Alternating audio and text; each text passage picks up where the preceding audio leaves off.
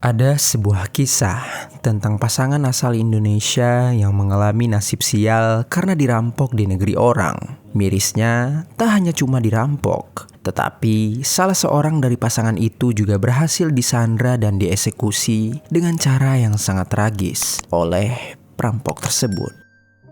Bagaimana cerita selengkapnya? Jadi, begini kisahnya. Di wilayah South Carolina, Amerika Serikat, hiduplah seorang wanita asal Indonesia yang sudah berusia 31 tahun. Wanita itu bernama Niluh Endang Susiani, atau yang lebih akrab disapa Endang. Tidak banyak media yang menjelaskan mengenai latar belakang ataupun kehidupan masa kecil Endang. Tetapi dapat diketahui di keluarganya Endang merupakan putri sulung dari 6 bersaudara yang lahir dan besar di Kabupaten Buleleng, Bali. Saat di Bali, Endang tinggal bersama ayahnya yang bernama Putu Artana dan juga ibunya yang tidak diketahui identitasnya. Selain itu juga Endang telah memiliki seorang tunangan yang bernama Nyoman Arumika yang usianya sama dengan Endang, yaitu 31 tahun. Kemudian pada tahun 2009, di mana usia Endang saat itu 28 tahun, ia berniat untuk merantau jauh ke negeri Paman Sam, yaitu Amerika Serikat, dengan tujuan untuk memperbaiki hidupnya dan juga ekonomi keluarganya. Lalu setelah itu, Endang mulai mencari dan menentukan agen-agen penyalur yang bisa membawanya ke sana. Dan akhirnya, ia memilih untuk menyetujui kontrak dengan sebuah perusahaan jasa tenaga kerja Indonesia yang bernama PT Kikai Internasional yang terletak di Yogyakarta. Setelah menjalani berbagai proses yang panjang, Endang pun akhirnya diberangkatkan ke Amerika Serikat pada bulan November 2009. Ketika sampai di Amerika Serikat, Endang memutuskan untuk tinggal di sebuah rumah sewa murah di kota New York. Lalu, ia mulai mencari pekerjaan dan mendapatkan pekerjaan pertamanya sebagai staf di sebuah hotel yang terletak dekat dengan tempat tinggalnya. Semula segalanya berjalan dengan lancar bagi Endang, mengingat dirinya langsung mendapatkan pekerjaan di sana tanpa harus menunggu lama. Tetapi masalah tiba-tiba muncul ketika tanggal gajian tiba dan gaji Endang tidak juga turun dari atasannya. Kala itu untuk memperjuangkan haknya, Endang sempat mencoba berbagai hal mulai dari bertanya kepada manajemen SDM hotel hingga menghubungi agen penyalurnya. Tetapi sayang, semua usahanya itu hanya berakhir sia-sia tanpa ada solusi. Kala itu kondisi Endang seperti ditelantarkan karena laporannya yang tak kunjung diproses dan gajinya pun juga tak kunjung turun. Kesal dan terdesak karena tak juga diberikan kepastian atas posisinya sebagai seorang pekerja, Endang pun akhirnya memilih resign dari tempatnya bekerja dan memilih untuk mencari pekerjaan baru. Keputusan Endang dalam menentukan pilihannya itu dipengaruhi kuat oleh dukungan dari keluarga dan juga kekasihnya, di mana semenjak sampai di Amerika, Endang sendiri memang selalu rutin menghubungi kekasih dan keluarganya untuk berkeluh kesah dan menceritakan kondisinya selama di Amerika. Untuk itu, ketika Endang diperlakukan secara tidak layak di hotel itu, mereka semua turut mendukung Endang saat wanita itu mengatakan bahwa dirinya akan keluar untuk mencari pekerjaan baru. Bahkan, bukan hanya sekedar mendukung, tetapi kekasihnya yaitu Nyoman, ia juga langsung terbang menuju Amerika dan memilih bekerja di sana untuk menemani Endang. Kemudian, tak lama setelah memutuskan untuk keluar dari pekerjaan sebelumnya, Endang akhirnya mendapatkan sebuah pekerjaan yang layak di sebuah restoran Cina yang terletak di South Carolina. Tak hanya itu, hal baik lainnya juga datang kepada Endang. Kali ini, dirinya tidak lagi sendirian di perantauan, melainkan ditemani juga oleh tunangannya yaitu Nyoman. Bahkan kala itu, Nyoman pun ikut bekerja di restoran yang sama dengan tempat Endang bekerja. Setelah pindah ke South Carolina dan bekerja sebagai staf di salah satu restoran Cina di sana, kehidupan Endang pun semakin hari semakin membaik. Adapun hubungan dengan keluarganya dan keluarga Nyoman di Bali juga semakin harmonis karena mereka berdua rutin memberi kabar kepada keluarga setiap harinya setelah pulang bekerja. Tak hanya itu, setiap bulannya Endang dan Nyoman juga mulai rutin mengirimkan uang ke kampung halamannya sambil juga turut menabung untuk biaya pernikahan mereka. Bisa dibilang tujuan utama Endang hampir tercapai semuanya. Sehingga kala itu Endang pun merasa sangat bersyukur atas hidupnya yang telah terasa sempurna karena diliputi banyak berkah dari Tuhan, serta juga cinta dari orang-orang di sekelilingnya.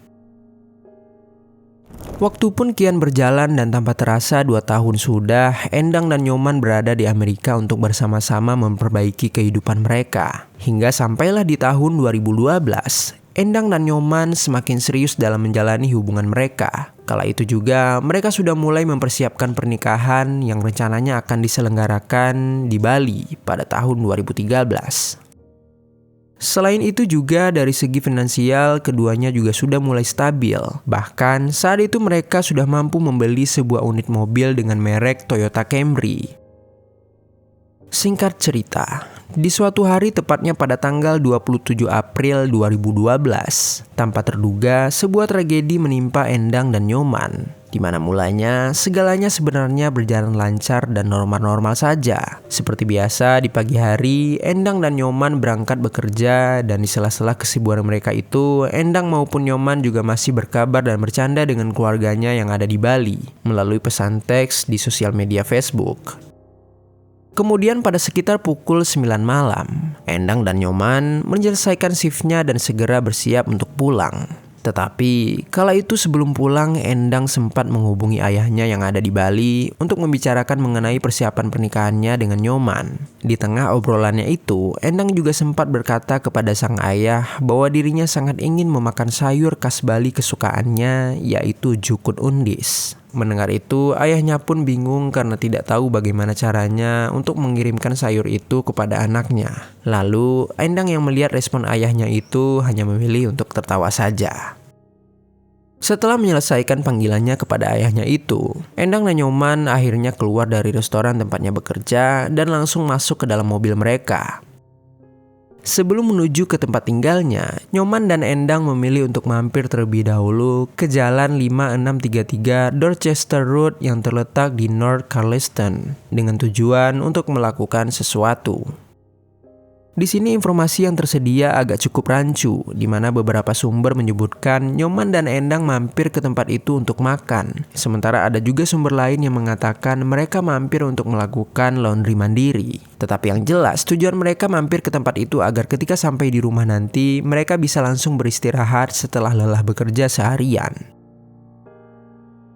Sementara itu, di sisi lain terdapat seorang pria berusia 27 tahun yang bernama Tyler Brown Kelly atau yang biasa dipanggil Tyler.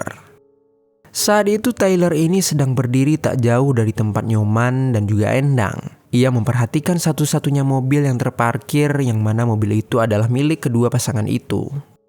Tyler sendiri dikenal di lingkungannya sebagai seorang pria bermasalah yang telah memiliki banyak riwayat kriminal, mulai dari pidana ringan seperti menggunakan kendaraan tanpa izin hingga yang berat seperti pencurian besar dengan membawa senjata api. Tetapi tak begitu banyak informasi yang tersedia mengenai latar belakang Tyler di media. Diketahui, Tyler merupakan seorang ayah tunggal dari kedua buah hatinya yang masing-masing baru berusia 4 serta 3 tahun. Dan selama dirinya berbuat onar, kedua buah hatinya itu ia titipkan kepada kakeknya yang bernama McKinley Brown. Sementara istrinya tidak diketahui identitasnya dan entah kemana perginya meninggalkan Tyler. Malam itu Tyler keluar rumah dengan membawa senjata api dan sepertinya memang berniat untuk mencari uang dengan cara berbuat onar seperti biasanya. Untuk itulah ketika dirinya melihat Endang dan Nyoman dari kejauhan, Tyler pun langsung mengira bahwa keduanya adalah pendatang dari Asia yang merupakan orang kaya raya. Dan saat itu Tyler melihat ada kesempatan untuk melakukan kejahatan di sana. Sekitar pukul 11.30 malam, Endang dan Nyoman pun menyelesaikan kegiatan mereka dan bersiap untuk pulang. Tyler yang melihat target sasarannya sudah bergerak, ia pun juga langsung bergerak untuk melakukan aksinya. Ketika Endang dan Nyoman mulai masuk ke dalam mobilnya, Tyler kemudian dengan cepat langsung keluar dari tempat persembunyiannya dan menghampiri mobil tersebut. Mulanya Tyler mengetuk-ngetuk kaca mobil pada bagian kemudi, tempat yang diduduki oleh Nyoman. Lalu Nyoman yang melihat orang asing yang mengetuk-ngetuk jendelanya dengan sangat kencang dan tidak sabar. Ia pun langsung menurunkan kaca jendela dan seketika Tyler mulai menodongkan senjata api yang dibawanya untuk mengancam Nyoman dan Endang. Ditodongkan senjata api secara tiba-tiba seperti itu, Nyoman dan Endang pun langsung mengangkat tangan dan tak dapat melakukan apa lagi kecuali menuruti perintah Tyler. Setelah merasa kedua orang di depannya telah dalam kendalinya, Tyler pun memaksa Nyoman untuk keluar dari mobil dan Nyoman pun dengan terpaksa mau tidak mau menurutinya. Setelah Nyoman keluar, Tyler kemudian memaksa Endang untuk pindah ke kursi supir untuk menyetir. Tetapi Endang yang sedang merasa ketakutan menolak dan hanya bisa menggelengkan kepalanya. Tyler yang tak ingin aksinya berjalan lama, ia pun kemudian memilih masuk ke dalam mobil tersebut dan langsung membawa kabur Endang menggunakan mobil itu. Nyoman yang melihat tunangannya dibawa kabur oleh pria asing, ia pun sempat berusaha berlari mengejar mobil itu, tetapi usahanya itu sia-sia karena Tyler melajukan mobilnya dengan sangat kencang. Kemudian Nyoman yang panik langsung menghubungi pihak kepolisian. Lalu laporan Nyoman itu langsung ditanggapi oleh pihak polisi dan mereka langsung berusaha bergerak secepat mungkin untuk melacak keberadaan mobil yang dibawa oleh Tyler. Sementara itu, ketegangan terjadi di dalam mobil yang dikemudikan oleh Tyler, di mana Tyler yang sedang mengemudi, ia sambil menodongkan senjata api yang dibawanya kepada Endang. Ia juga memaksa wanita itu untuk mengeluarkan semua barang yang berharga miliknya. Endang yang diancam seperti itu, ia pun langsung menyerahkan tasnya dan berkata bahwa dirinya tak memiliki apa-apa lagi. Endang juga berusaha sekuat tenaga untuk menyelamatkan diri dan berteriak meminta tolong. Tetapi di malam itu, jalanan sudah sangat sepi dan tak mungkin ada orang yang menolongnya. Kemudian Tyler yang merasa kesal karena Endang tak juga memberikan apa yang diinginkannya, ia pun akhirnya menghentikan mobil yang dibawanya itu. Kemudian ternyata Endang menggunakan kesempatan itu. Ia berusaha membuka pintu mobil untuk kabur. Tetapi belum sempat pintu itu terbuka, suara ledakan tiba-tiba saja terdengar dan sebuah timah panas pun menembus punggung Endang. Sontak, Endang pun berteriak kesakitan. Namun, dengan tangan dinginnya itu, Tyler malah melepaskan timah panasnya sekali lagi dan kali ini benda itu bersarang tepat di kepala Endang. Dengan itu, seketika Endang pun menghembuskan nafas terakhirnya. Setelah melihat Endang tak bernyawa dengan tubuh yang bersimbah cairan merah, Tyler pun kemudian langsung mengambil tas milik Endang. Ia lalu membuka tas itu dan mengambil uang serta barang-barang berharga milik Endang. Kemudian setelah puas mengambil barang-barang milik Endang, ia pun keluar dari mobil itu dan meninggalkan jasad Endang di dalam mobil. 3 jam kemudian, tepatnya pada pukul 3 pagi, polisi akhirnya menemukan mobil milik Nyoman dan juga Endang yang sedang terparkir sembarangan di jalan Dorchester yang terletak sekitar 1,5 km jauhnya dari lokasi perampokan. Tetapi sayang, saat itu pihak kepolisian terlambat. Saat mereka menemukan mobil itu, mereka melihat Endang dengan kondisi yang sudah tidak bernyawa. Nyoman yang ikut melihat saat itu, ia pun langsung merasa sangat terpukul. Seketika Nyoman langsung menyalahkan dirinya sendiri karena tak mampu untuk melindungi Endang. Sementara itu, pihak kepolisian sendiri langsung bergerak untuk melakukan investigasi dan jasad Endang pun segera dikirimkan ke rumah sakit Berkeley County untuk diotopsi. Tak lama setelah penyelidikan, polisi pun akhirnya menemukan jejak Tyler di sebuah klub yang terletak di wilayah Saint George. Di tempat itu, Tyler pun akhirnya ditangkap dan digiring ke kantor polisi untuk dimintai keterangan. Singkat cerita, pada pagi harinya di tanggal 28 April 2012, Nyoman akhirnya mengabari keluarganya dan juga keluarga Endang yang ada di Bali mengenai tragedi ini. Awalnya, ayah Endang jelas tak percaya dengan kabar itu, mengingat semalam putrinya masih bercanda dengan dirinya. Tak hanya itu, ayahnya juga marah dan kecewa terhadap pihak penyalur Endang, karena ia merasa sejak awal Endang di sana, mereka memang menelantarkan putrinya itu.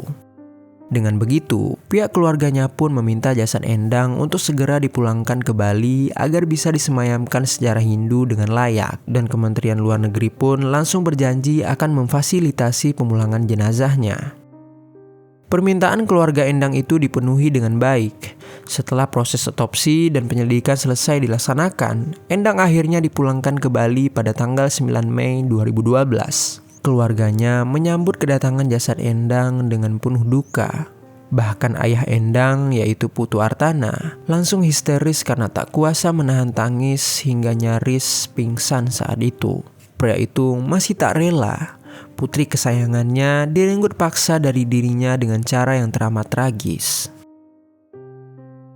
Sementara itu, di tanggal 25 Mei 2012, Tyler sebagai pelaku telah menjalani persidangan pertamanya dengan dakwaan penculikan, pencurian mobil, dan kepemilikan. Di persidangan itu juga karena semua bukti telah mengarah kepadanya dan Tyler sendiri pun telah mengakui segala perbuatannya, hakim pun langsung memutuskan bahwa Tyler harus mendekam di penjara seumur hidup tanpa kemungkinan bebas dengan jaminan. Keputusan itu pun disambut baik oleh keluarga Endang yang ada di tanah air. Sementara itu, Tyler sendiri terisak di ruangan persidangan ketika hukumannya dibacakan dan ia juga meminta maaf kepada keluarga korban. Tetapi sayang, nasi telah menjadi bubur. Tangisan itu tak mungkin bisa membuat Endang hidup kembali. Sehingga hukuman itu harus ia tanggung seumur hidup tanpa bisa ditawar lagi. Itulah kisah Endang. Apa pelajaran yang dapat kita ambil dari kisah ini?